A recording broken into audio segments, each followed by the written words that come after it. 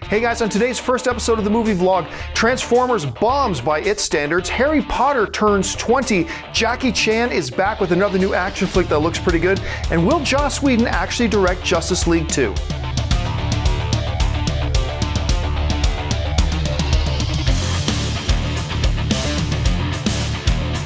Hey guys, and welcome to the movie vlog, the show where I give my random thoughts on random things going on in the world of entertainment. And the thing we're going to start off with is this. The box office report came out, and man, it does not look good for Transformers The Last Night. Transformers The Last Night opened to $45 million on its opening weekend, which makes it by far the lowest opening weekend domestically in the franchise's history. The next lowest opening weekend domestically for the Transformers franchise was all the way back at the very first Transformers movie, and that opened to $70 million.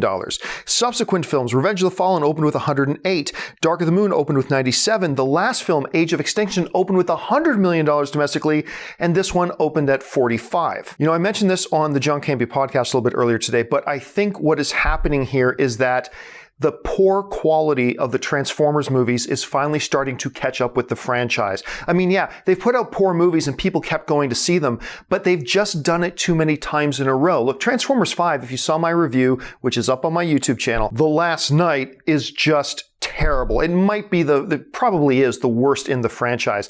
And word of that has gotten out. On top of the fact that the last one did so badly and was so bad. I mean, look, the last one made over $1 billion at the worldwide box office. I mean, that's terrific. But that's a lot of people who went to go see how bad the franchise has become, and now it's starting to catch up with them. Now, some people are trying to spin it, yeah, but the worldwide numbers is like $260 million already. And that's great. But that also is going to fall short. Like I said, the last film opened with $1 billion, or didn't open with $1 billion, but the last one came in at $1 billion. This one I think is going to fall well short. I think even worldwide, I'm guessing, I got nothing to base this on, but I'm guessing it's probably going to come in around $600 million, which is terrific, unless your previous film broke $1 billion and then it's not so good. Look, Paramount and Hasbro, it's time to scrap this franchise. The Transformers should be a franchise that is a perpetual billion-dollar machine every single time a new movie comes out, and it should be good and it should be quality. You've just run out of chances on this incarnation. It is time to scrap this franchise, go back to the drawing board, and reboot in a couple of years. I know you already have plans for that Bumblebee movie, and I'll admit, I've been curious to see what that would turn out to look like, but it's just time. Scrap this whole thing and please just start again. Okay, the next thing I want to talk about is something that caught me really by surprise. A new trailer came out today for a new Jackie Chan and Pierce Brosnan film called The Foreigner. Now, it's based on a novel that was called The Chinaman, which you can understand why they would change the name of it for the movies. It's a really interesting premise, although granted, it's not the most original thing. We've kind of seen this sort of thing before, but Jackie Chan plays a dude who has nothing left in the world but the love of his daughter, and his daughter is an innocent bystander and is killed in a politically motivated terrorist attack, basically, and she dies. This leaves Jackie Chan as a grieving father desperately searching for answers. He ends up at a government official's desk, played by Pierce Brosnan, and he believes Pierce Brosnan knows who did it, although Pierce Brosnan is claiming that he didn't, and Jackie Chan decides to make Pierce Brosnan his target until Brosnan gives up the people responsible for Jackie Chan's daughter's death. Now, like I said, this sounds a little bit familiar. This isn't too terribly far off, at least feel-wise, from that Gerard Butler, Jamie Foxx film, Law Abiding Citizen, and I really liked that movie until the end. The end kind of fell apart. But overall, I thought that movie was solid. And while I've loved Jackie Chan, I've never thought Jackie Chan is the world's greatest actor, but seeing him play a more solemn, kind of quieter, subdued badass, this is kind of the Jackie Chan I've been wanting to see for a while, and this trailer makes me fear him. Like, I don't want this character played by Jackie Chan on my tail. I don't want him pissed off at me. I don't want him after me. The trailer gave great hints of the emotional impact that the Jackie Chan character would have felt. You kind of felt his pain, even in just a short trailer. You feel the dread that Pierce Brosnan character must be thinking, and you're like, oh my God, dude, you are screwed. This character is after you. You're done. Just, jump off a building or something. And if you haven't seen the trailer, it's called The Foreigner. Look on YouTube. It's on there now. I highly recommend checking it out because this movie was not on my radar at all. I had barely heard about it a month or two ago, and now it's one that I absolutely cannot wait to see. All right, next up, file this one under feeling damn old. Harry Potter turned 20 years old this week. 20 years since that first Harry Potter and the Sorcerer's Stone came out and hit theaters.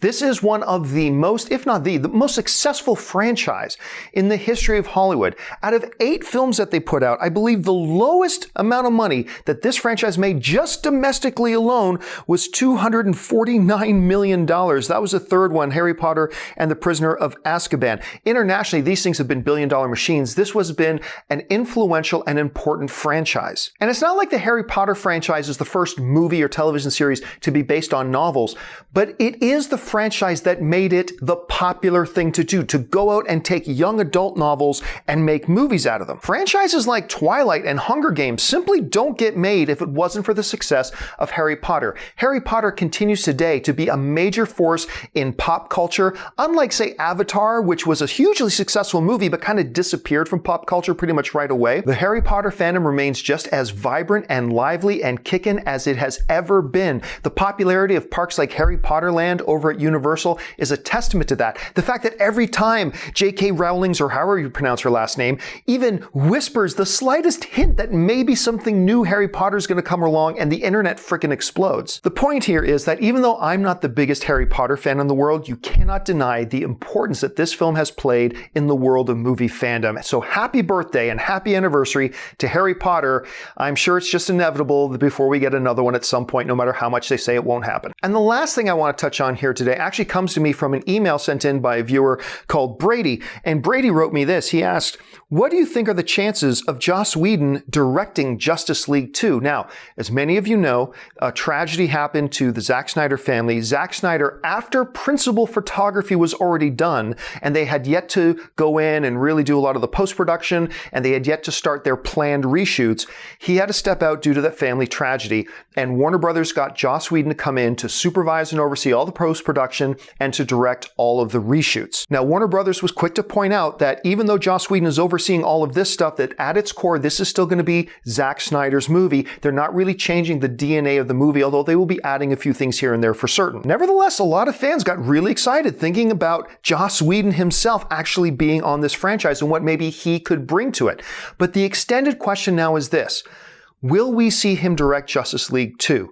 There are a couple things to keep in mind here. Now, regardless of whether you're a big Zack Snyder fan or not, it's fair to say that Zack Snyder's Justice League films, his DCEU films up until this point, have been divisive amongst fans and critics. They've failed to gain a universal love amongst fans and critics. I think that much is fair to say. Now, another thing that we know is that just prior to them starting shooting Justice League, Warner Brothers was contemplating a change of director. They had thought about dropping Zack Snyder after the results of Batman vs. Superman in favor of another director. However, ultimately they decided that they were comfortable enough with his direction, and it was really too late in the game to make a major change, and they moved forward with Zack Snyder anyway.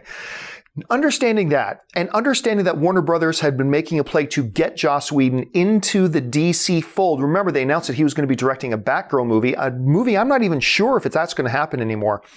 I believe it's probably fair to say that there's probably a pretty good chance that Joss Whedon ends up directing Justice League 2. Because think about it this way, fairly or unfairly, this could be totally fair, it could be totally unfair, regardless.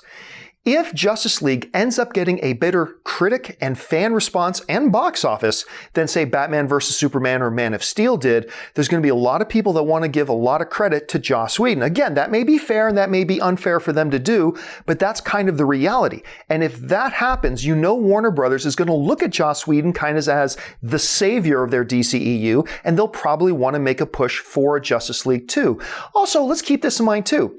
Zack Snyder has been in the DCEU for a long time. At some point, he probably wants to get out and stretch his creative wings a little bit and get involved in some other projects. Look, I'm certainly not saying that Zack Snyder for sure won't be back to direct Justice League 2. But I believe there's enough things there, whether it's his creative desire to want to do other things, whether it's because Joss Whedon might be seen as a savior around Warner Brothers for their DCEU. And we're really going to have to wait and see how the first Justice League movie does. But all other things being equal, I think it's probably a pretty good chance that Joss Whedon ends up being the director for Justice League 2. But listen, guys, I want to know what you think. What did you think of The Foreigners trailer? What do you think about Harry Potter turning 20? What do you think about Transformers box office? And probably probably most importantly, I want to know, do you think that Joss Whedon could end up being the director of Justice League 2? Jump into the comment section below and leave me your thoughts. Anyway, that'll do it for me, guys. Thanks for joining me on the first episode of the movie vlog. I'll be back again tomorrow. Make sure you subscribe to this YouTube channel. Make sure you subscribe to my audio podcast that goes daily as well. And please make sure you're following me on social media, on Facebook and on Twitter, just at John Campea. That'll do it for me, guys. Thanks for joining me, and until next time, bye-bye.